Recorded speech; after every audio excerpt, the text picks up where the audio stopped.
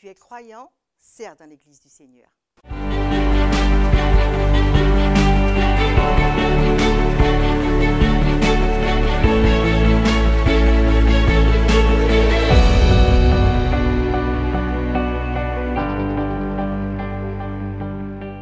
Bonjour à tous, je me retrouve devant vous en ce jour pour vous encourager à servir dans l'Église du Seigneur.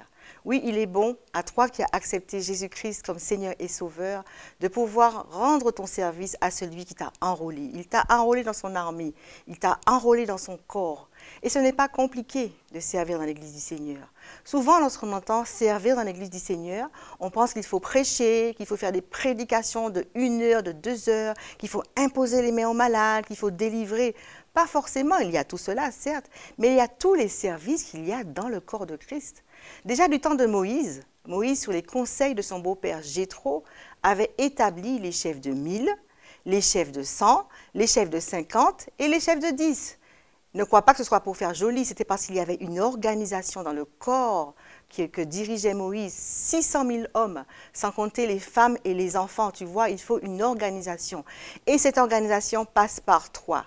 Lorsque tu comprends ce que le Seigneur te dit, lorsqu'il te dit « Celui qui veut être le plus grand dans mon corps doit être serviteur de tous », tu vois qu'il attend de toi un service particulier. Alors commence déjà à réfléchir à toi qui m'écoutes, qui n'a pas encore de rôle dans l'assemblée où tu te réunis, dans l'église où tu te réunis, dans le ministère où tu te réunis, ce que tu pourrais faire pour plaire à ton Dieu. Il y a plein de tâches que tu pourrais vraiment enrôler. Et tu as un talent ou des talents en toi que tu n'as pas encore mis en exergue. Réfléchis à cela et tu verras, et souvent nous voyons dans les ministères, dans les églises, beaucoup de projets sont bloqués parce qu'il manque d'ouvriers. Et la parole de Dieu est claire, la moisson est grande mais il manque des ouvriers. Cet ouvrier, c'est toi. Cet ouvrier, c'est toi, mon frère, c'est toi, ma sœur, qui est là assis, qui vient dimanche après dimanche, qui ne t'est pas encore signalé. Si je me réfère au CRC international, il y a des dizaines d'équipes. Je vais en citer quelques-unes, mais il y en a encore d'autres. Il y a l'accueil, la sécurité, le multimédia qui te permet de recevoir cette émission, la communication, il y a les chantres, il y a la chorale, il y a les musiciens, il y a aussi le protocole, il y a aussi tout ce qui concerne la librairie, le ministère des enfants aussi. Et puis il y a une équipe qu'on oublie souvent, l'équipe d'hygiène et propreté qui permet que le lieu où tu te réunis soit convenable. Il y a la décoration aussi. Toi qui aimes la décoration, eh bien, lève-toi, va voir ton dirigeant, va voir ton conducteur et dis-lui, oui, je peux bien apporter ma petite touche à l'assemblée, à l'église. Tu vois, ce n'est pas compliqué de servir dans l'église du Seigneur. Et dans Jacques, à plusieurs reprises, dans le livre de Jacques, il est dit que la foi sans les œuvres est morte. Ne permets pas à l'ennemi de dire que ta foi est morte. Lève-toi, sers le Seigneur. Dans son église, tu trouveras forcément une tâche qui te convient. Tiens-toi devant la prière et demande au Seigneur, que veux-tu que je fasse?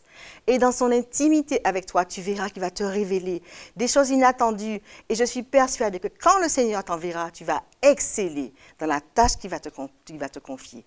Et fais-le aussi avec joie. Ça, c'est une des conditions pour que tu puisses exceller. Fais-le avec joie. Non pas pour ton pasteur, non pas pour ton responsable d'équipe, mais fais-le comme pour le Seigneur. Et ça fera toute la différence.